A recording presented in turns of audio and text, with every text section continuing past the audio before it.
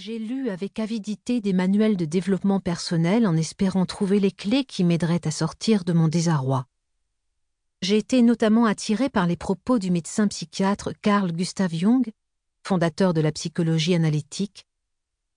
Ceux qui n'apprennent rien des faits désagréables de leur vie forcent la conscience cosmique à les reproduire autant de fois que nécessaire pour apprendre ce qu'enseigne le drame de ce qui est arrivé. Ce que tu nies te soumet, ce que tu acceptes te transforme.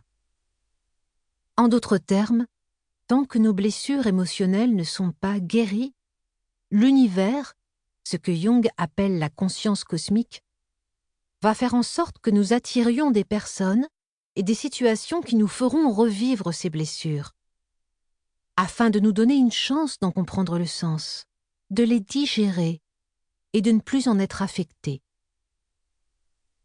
Le temps a passé, et cette phrase de Jung ne quittait plus mon esprit. En effet, sur le plan professionnel, il se produisait quelque chose d'assez stupéfiant.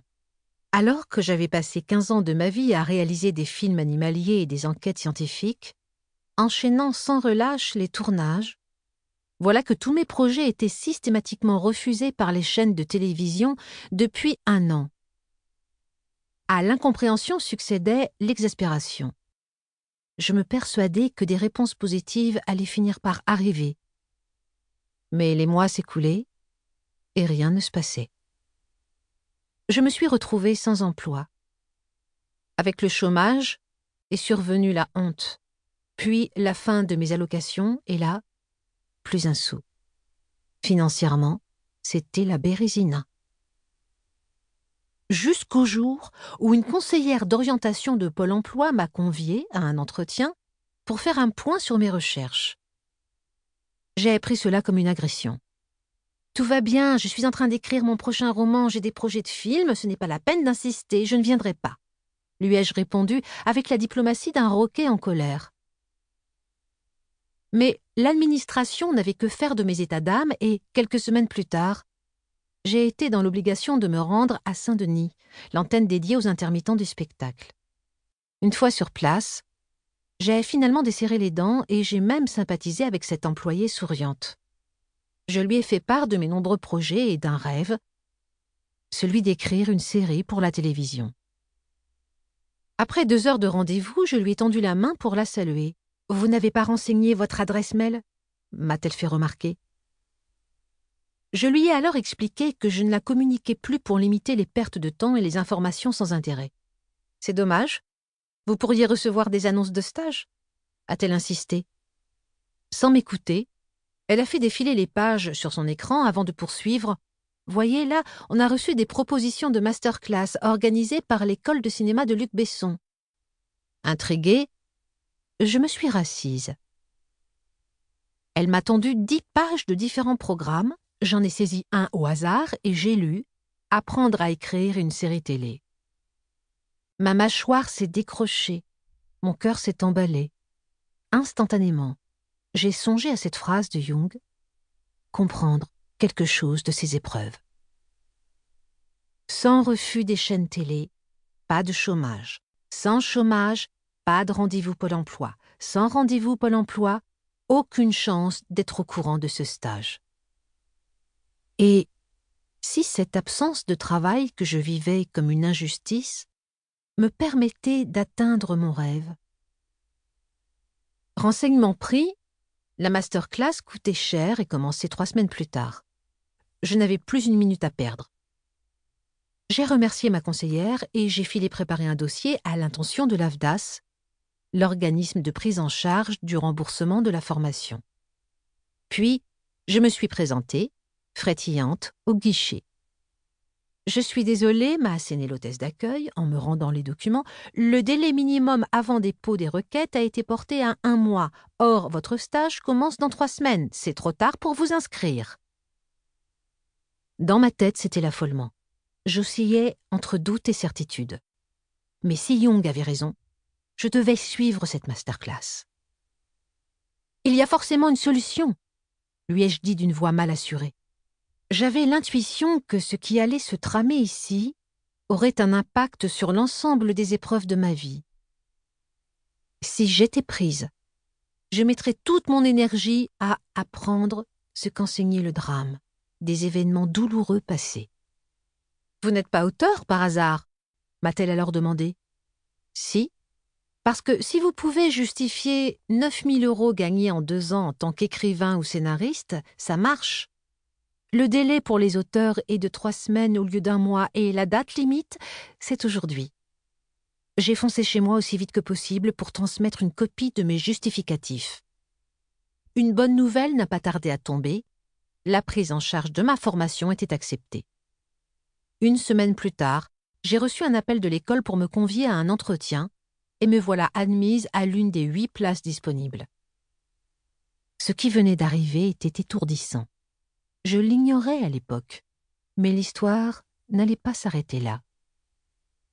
Quelques mois plus tard, en raison de la défection d'un professeur, le directeur de l'école du cinéma, qui connaissait mon travail de romancière, m'a confié les cours, écrire un scénario et concevoir un personnage pour les étudiants des premières et deuxième années. Cerise sur le gâteau, un producteur m'a ensuite confié l'écriture d'un projet de série télé. Le bilan était clair. Le chômage que je vivais comme un drame absolu était devenu l'escalier qui me conduisait aujourd'hui à accomplir mon rêve. Ce jour-là, j'ai compris que tout était sens. Et après, que pouvais-je faire pour guérir et avancer? Des années plus tôt, en tant que journaliste et réalisatrice, j'avais rencontré des personnalités qui m'avaient invitée à porter un autre regard sur les blessures qu'infligeait la vie. À l'époque, je ne m'étais pas sentie concernée, mais ma vision cartésienne avait été véritablement ébranlée. Guérisseurs, magnétiseurs, médiums, chamans. Ils m'avaient confié leurs techniques de guérison et la manière dont ils avaient appris à se relever. Ni biologie, ni psychologie. Il était question d'une énergie et d'une vision fondamentalement différentes de tout ce que j'avais appris jusque-là. Et si cela pouvait m'aider? J'ai appliqué ces techniques, semaine après semaine, mois après mois. Je me suis reconstruite en me libérant de blessures héritées de ma famille, en éloignant mes peurs, en déculpabilisant, en guérissant. Ma vie s'est transformée, sublimée. Puis, j'ai décidé de partager ces protocoles énergétiques dans des ateliers. Et quel bonheur d'y accueillir des thérapeutes, des psychologues et même des médecins venus des 4 coins de France. Tout au long de ces années, j'ai reçu tant et tant de témoignages d'inconnus dont la vie a changé que j'ai eu un déclic.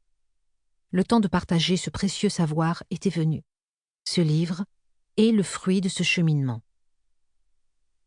Vous allez vous libérer de vos émotions douloureuses et vous reconnecter à votre force intérieure, la clé de votre énergie. Première partie. Faites le bon diagnostic. Chapitre 1. Identifier les blessures émotionnelles. Modifier notre regard face à l'adversité, voilà notre objectif. Quelque chose de formidable se cache dans les épreuves.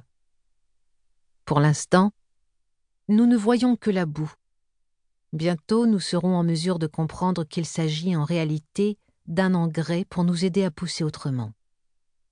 En prenant du recul sur les événements, nous allons cesser de les percevoir comme des catastrophes et chaque épreuve se transformera en expérience. Nous ne sommes ni les victimes du sort, ni la cible de quelqu'un. Nous avons quelque chose de positif à intégrer dans l'épreuve que nous vivons. Désormais attentive à cette manière de concevoir la vie, je découvre le best-seller de Lise Bourbeau, Les 5 blessures qui empêchent d'être soi-même. Cette thérapeute canadienne a fondé ses recherches sur les propos du neurologue Sigmund Freud, fondateur de la psychanalyse. Celui-ci affirme que notre apparence physique pourrait avoir un lien avec nos émotions. En étudiant plusieurs milliers de cas, Lise Bourbeau avance qu'il existerait ainsi 5 blessures. Le rejet, l'abandon, l'humiliation, la trahison et l'injustice. Chacun d'entre